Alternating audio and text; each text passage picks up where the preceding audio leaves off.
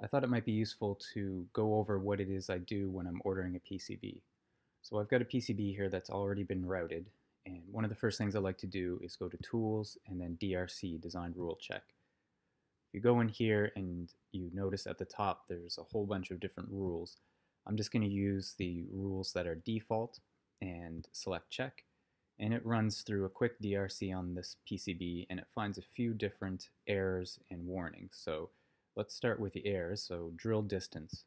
So if I click on here, typically a drill distance error means that there are two drills too close to each other. I don't see any issue there, but maybe there's something hidden under here, so I'm going to grab this and move it over, and there we go. So we've got another connection under here, so I'm just going to move this over. Right click on here. So it looks like there's another test point that's under here that maybe is just being unused. So you'll notice that if you were to try and delete from here, if we were to hit delete, we're going to run into an error because you can't delete parts from your PCB. You need to go back to your schematic. So if I want to know what test point this is or where this part is on my schematic, you need to go over to the show icon and click on here. Once it's highlighted, unfortunately you can't go back over to switch to schematic as it will disappear. If you move your screen over and we open up on here, we should be able to see, actually I find you need to hit twice to double click on here, usually in order for it to show up on the other side. There we go. So it was this test point, so I'm assuming that this test point was close enough to be used for this resistor and this resistor. So what we're going to do on this side here is we're going to actually just delete that test point there. So now you'll see that it's gone from here, and I'm going to go ahead and move this back to where it was. We can grab on to the right, do a move. Gotta grab the right part here.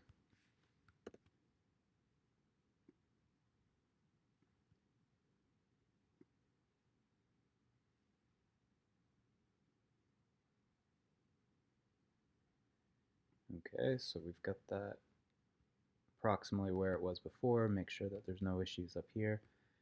And then my DRC box is somewhere here, but it's disappeared, so not a big deal to just go again and select DRC and hit check. So now we're down to one more.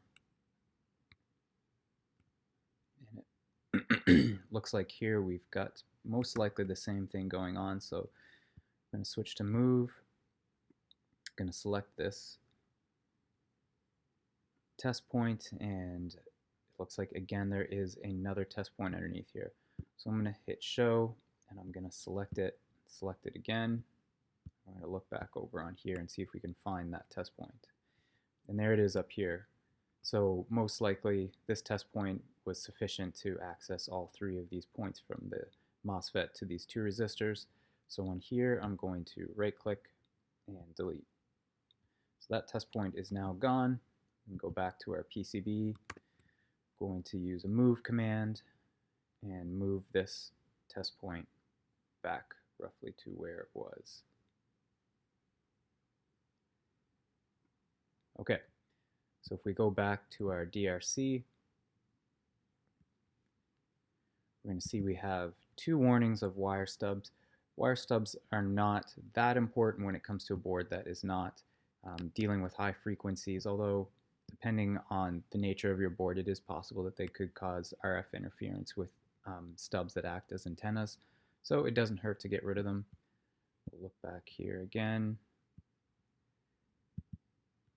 Here's another wire stub, so I'm going to go ahead and delete that. And I'm just using macro commands that I've made to quickly access the different commands on here. So when I select Command D, I get delete, Command M, I get move, etc. So I'm going to save this as is. It looks like I've got no other issues with the board. So if I go to File and CAM Processor, We'll see on here that there's a template for creating your cams, and this is a standard one that I use that I have no issues with any manufacturers.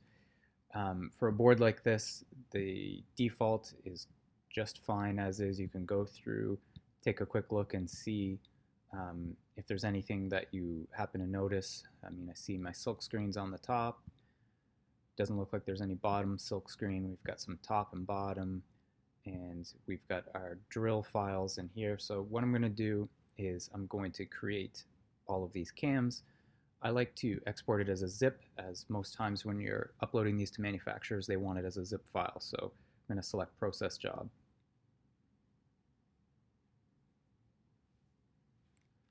And we're going to save this.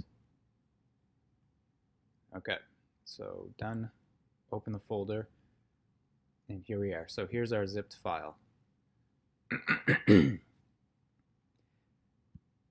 Now, if I'm shopping for a PCB that is just a one of or low quantity, and I'm not that concerned about different things about quality or manufacturing or anything of the sort, I'm typically going for the cheapest PCB.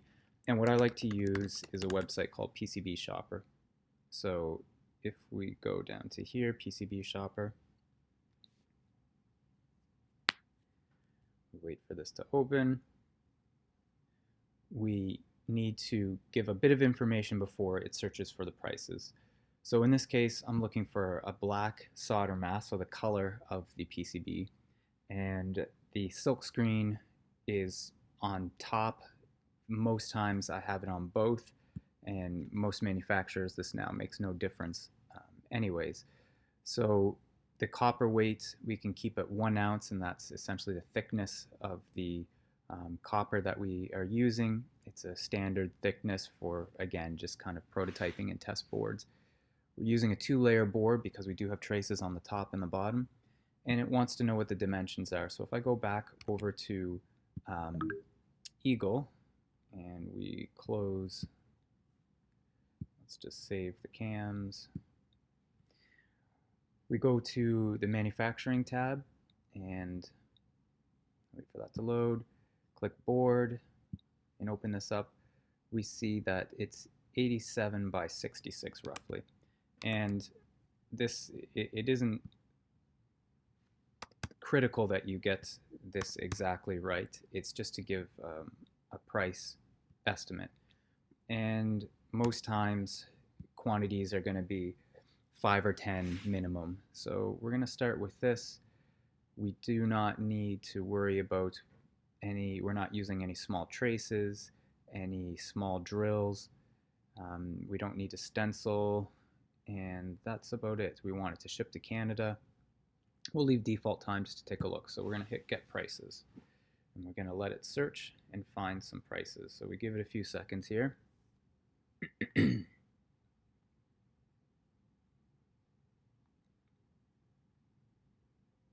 Okay, so it looks as though going from top to bottom, we've got the cheapest boards up here on top.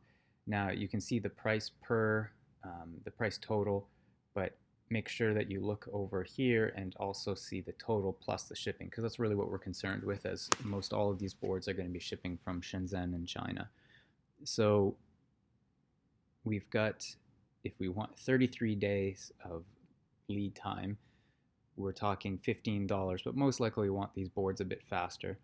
So 8-9 days, these are all really good times. There's pretty much no difference in price between, actually this is the same, this is an advertised JLC PCB, so we're looking at the same ones here. Between PCBWay and JLC PCB, it looks like there definitely is a bit of difference in price, and especially with lead time. Elcro, all PCB. So I've used PCBWay many times. They are fantastic. Elcro also great. All PCB. I've used Seed Studio. A lot of these different ones, OSH Park, Bitel. As you can see, prices are starting to go up quite a bit. So I'm going to go up, and again, because we're using this as a prototype board, I'm not that concerned about any quality. and I'm going to give this a try. So we are going to go to the order page.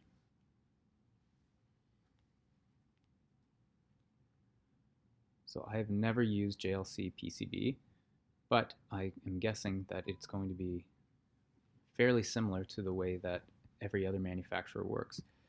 So I can choose my zipped file. It's bringing in what I already put. As I suspected, the quantity starts at 5. There's only one design in in these Gerbers. Sometimes you can panelize them where you put multiple PCBs in the panel. And look, this even has a nice view of the PCB. We can look at the different colors. I'm going to select black, single PCB. We're going to actually go for lead-free. Added $1 in price. 1 ounce copper. We're not concerned with anything else here. And I would say that is about it. Just double check again. That looks good to me. So I'm going to save to cart. I'm going to continue and log in with Google.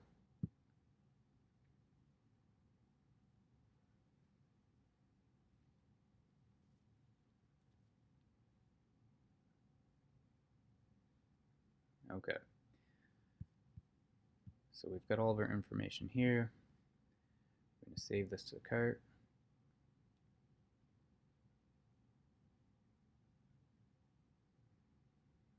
And we're going to check out.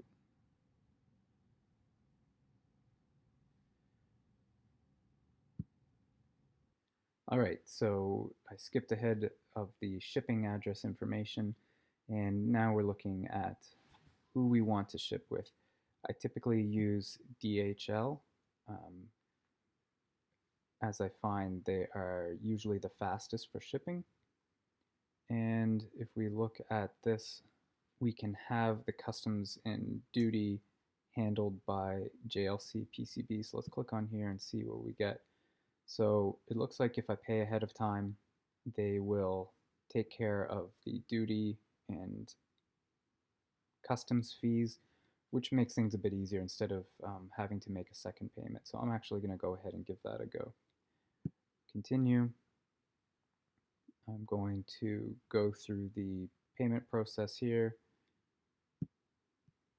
$32.69 for the 5 PCBs, which is a great price. And that's shipped right to my door.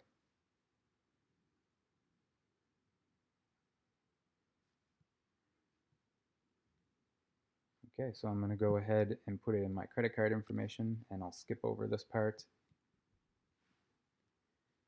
Okay, so I just clicked on pay, and there was a $5 coupon for the first order made through them. So the total was $27.69. Now, in here, typically you will get some sort of information on the review process, and they will contact you if they have any issues through email to see if you're okay with what they're doing. If I click on here, you're going to see where we are in the process. It's in production now, and I'll get a notification once it's shipped.